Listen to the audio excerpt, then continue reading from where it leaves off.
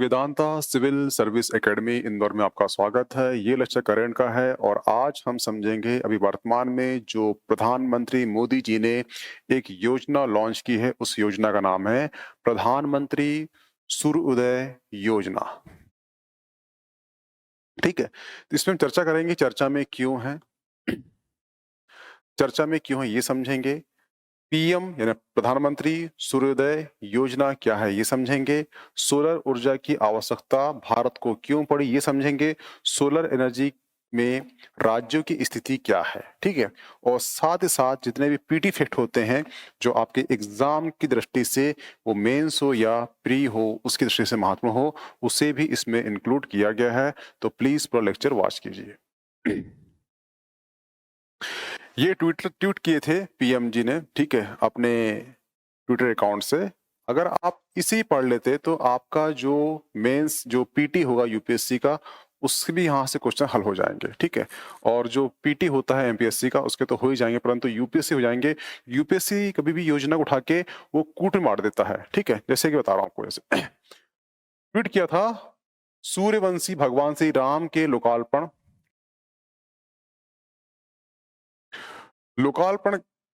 सूर्यवंशी भगवान श्री राम के आलोक के विश्व में सभी भक्तगण सदैव ऊर्जा प्राप्त करते हैं।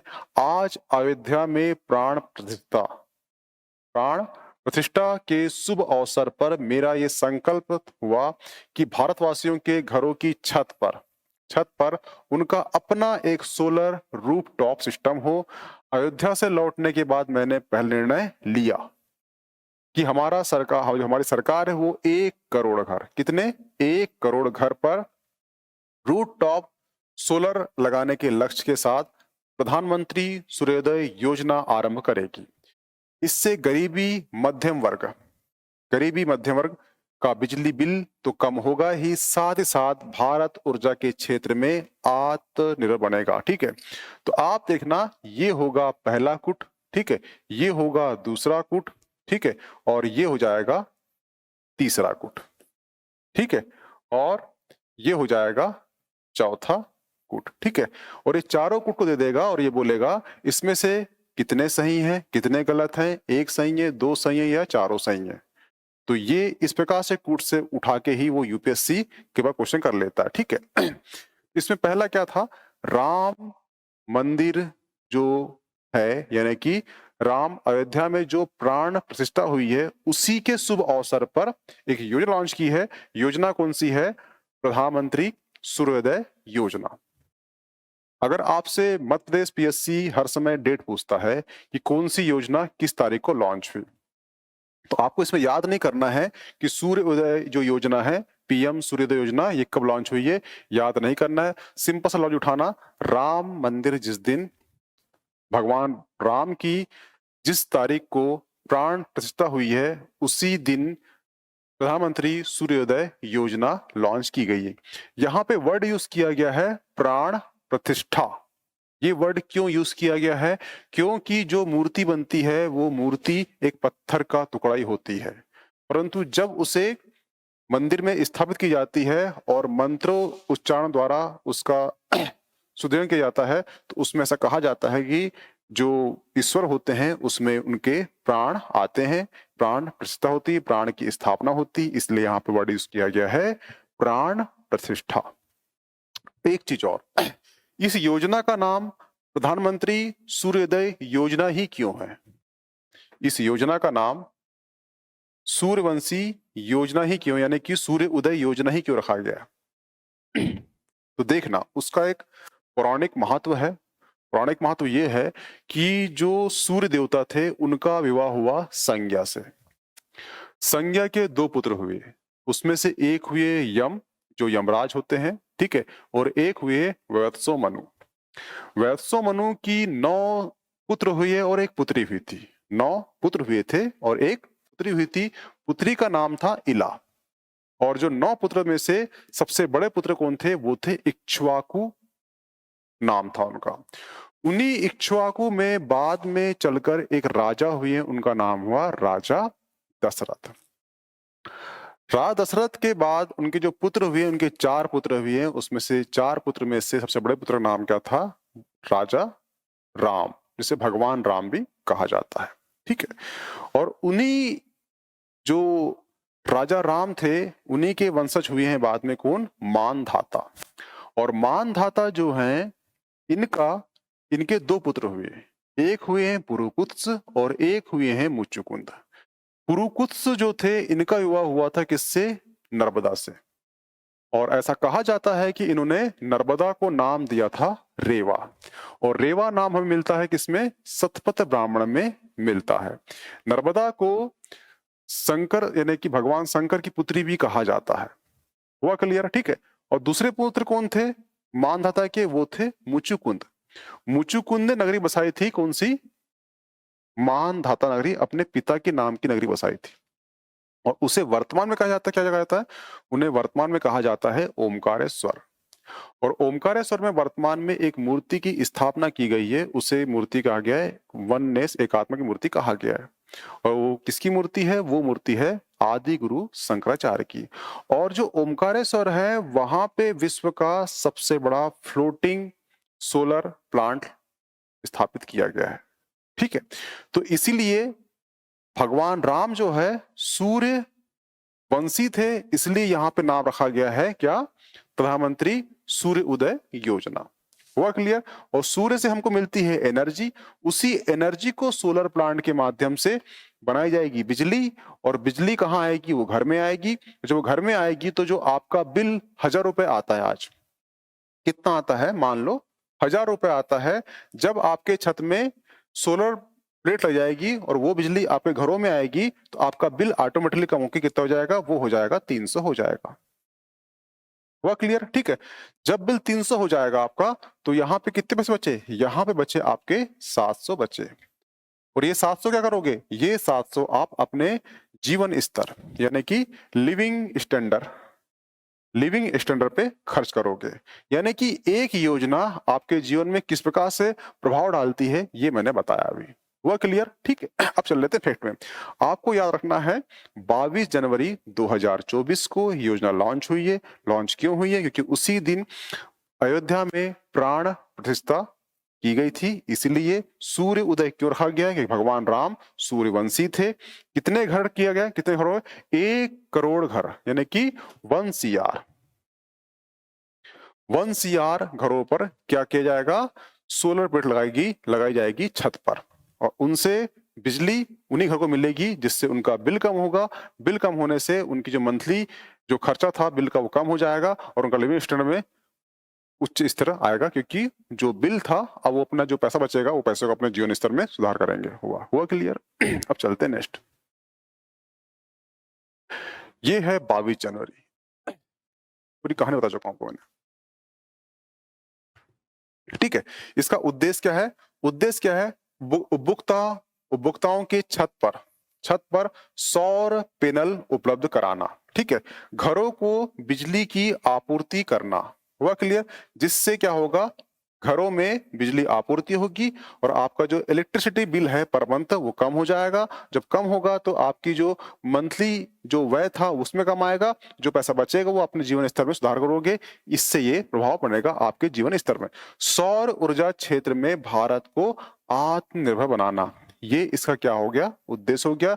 कभी आपको ये 2 मार्क में भी पूछ सकता है इस योजना के बारे में। इसका लक्ष्य क्या है, लक्ष्य है देश के 1 CR घरों पर रूट टॉप सोलर सिस्टम लगाना। इसका लक्ष्य है 40 gigawatt rooftop solar capacity की प्राप्त करना, इसका लक्ष्य है। ठीक है, ये लक्ष्य हो गया, उद्देश्य हो गया। आपको ये जो योजना है 7 नंबर में पूछ सकती है, 2 नंबर में पूछ सकता है, तो इसके लिए आप प्रेरणा, आप जब आपको 7 पूछे ये, तो उसकी बताना है परिभाषा पहले, फिर बताना है उसके उद्देश्य, फिर लक्ष्य, और 22 जनवरी और राम जी का एक उल्लेख कर देना छोटा सा, तो आपका जो आंसर है वो कंप्लीट हो जाएगा। अब भारत को सोलर ऊर्जा की आवश्यकता क्यों पड़ी, ठीक है। तो एक संस्था है, एक एजेंसी है, उस एजेंसी का नाम है अंतरराष्ट्रीय ऊर्जा एजेंसी। इस एजेंसी की एक आउटलुक रिपोर्ट निकलती, इसे कहा जाता है विश्व ऊर्जा आउटलुक रिपोर्ट। इस रिपोर्ट में कहा गया था कि जो भारत है आगामी आगामी 30 वर्षों तक, 30 वर्षों में सर्वाधिक, सबसे अधिक ऊर्जा मांग वाला देश बनेगा। अब ऐसा इसने क्यों कहा? ऐसा क्यों कहा? क्योंकि आप देखना, अभी जो भारत है वो जनसंख्या लाभांश से गुजर रहा है, यानी कि 2047 तक भारत जो है जनसंख्या लाभांश में रहेगा। जनसंख्या लाभांश का मतलब होता है यहाँ पे जो वर्कफोर्स जो एज है वो 15 से 60 है। ये कब तक रहेगी? 2036, 37, 47 तक रहेगी, ऐसा माना गया है। ठीक है, अब सिंपल सी बात है, जब इतने लोग काम करेंगे तो उनको क्या लगेगी? ऊर्जा लगेगी। ऊर्जा लगेगी तो ऊर्जा की क्या होगी? खपत होगी। खपत होगी तो ऊर्जा की मांग बढ़ेगी। इसीलिए ये ऐसा कहा गया है। ठीक है, इसीलिए वर्तमान में सौर ऊर्जा की ओर हमें जाना पड़ा, क्योंकि जो कोयला क्षेत्र होता है, कोयला एनर्जी होती है, उस पर डिपेंडेंसी हमको कम करना है। जो नवीन ऊर्जा है उस पर हमें डिपेंडेंसी बढ़ाना है। इसलिए इस प्रकार की जो योजना लॉन्च की गई है। हुआ क्लियर? तो ये योजना आपके लिए इसलिए महत्वपूर्ण भी हो जाती है। कुल सौर ऊर्जा में राज्यों की स्थिति। ठीक है, तो सर्वाधिक सौर ऊर्जा कहाँ उत्पन्न होती है? वो होती है राजस्थान में। कितने गीगावाट? वो होती है 18.7 गीगावाट। और दूसरा होता है गुजरात में 10.5 गीगावाट। ठीक है, अब देखना, यहां पर लिखा है सौर ऊर्जा और यहां पे लिखा है छत पर। तो इस चीज को याद रखना, छत पर बोला गया। ठीक है, छत पर सौर ऊर्जा क्षमता वाले राज्यों की स्थिति क्या है? तो गुजरात इसमें टॉप में जाता है 2.8 गीगावाट। ठीक है, और महाराष्ट्र हो जाता है 1 गीगावाट।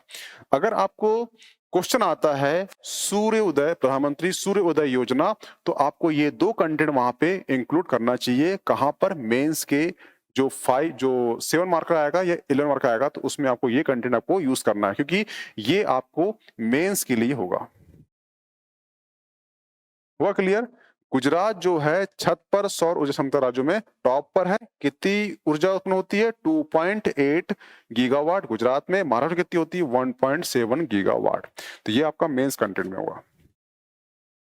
ठीक है, अब देखना, सौर ऊर्जा से विद्युत बनाने की शुरुआत मध्य प्रदेश में कहां से हुई है? तो कहां से हुई है? वो हुई है इंदौर से। ठीक है, दूसरा क्या है?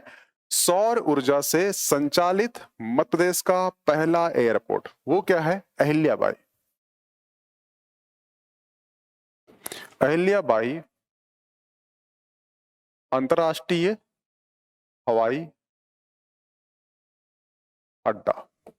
ठीक है, दूसरा क्या है? सौर ऊर्जा से आधारित मध्य प्रदेश का पहला शीतगृह, ये कहां पर है? तो ये है आपकी राजधानी भोपाल में।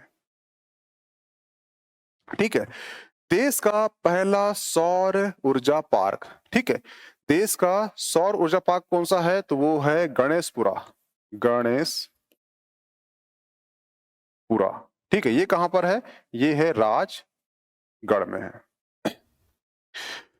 फिर है मध्य प्रदेश का सबसे बड़ा अल्ट्रा मेगा सौर ऊर्जा संयंत्र कहां पर है? तो कहां पर आपको याद होगा, ये है व्हाइट टाइगर नगरी रीवा में। ठीक है, इसमें 750 मेगावाट बिजली का उत्पादन होगी। इसमें से जो 24% 24% जो बिजली है वो कहां जाएगी? वो जाएगी दिल्ली मेट्रो के लिए। ठीक है, फिर क्या है? विश्व का सबसे बड़ा फ्लोटिंग सोलर पावर प्लांट कहां पर है? बता चुका हूं आपको मैंने, इसका नाम क्या था पहले? वो था मानधता, वर्तमान में खंडवा है। ये है ओमकारेश्वर।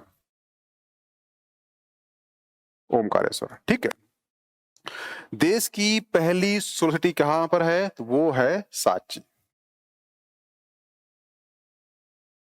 ठीक है, सांची का संबंध किससे है? सांची का संबंध है सम्राट अशोक से है।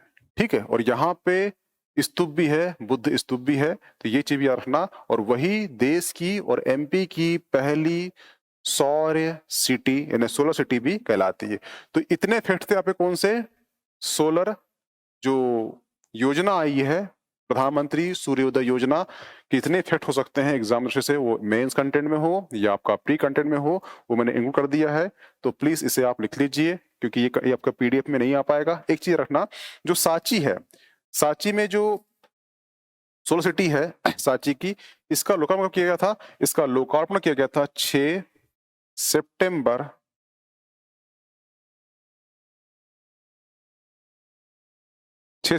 2023 को। ठीक है, तो ये डेट का रखना, क्योंकि ये देश की पहली है, एमपी की पहली है, तो ये पूछ लेगा सोलर सिटी का लोकार्पण कब किया गया था, तो वो 6 सितंबर 2023 को किया गया था।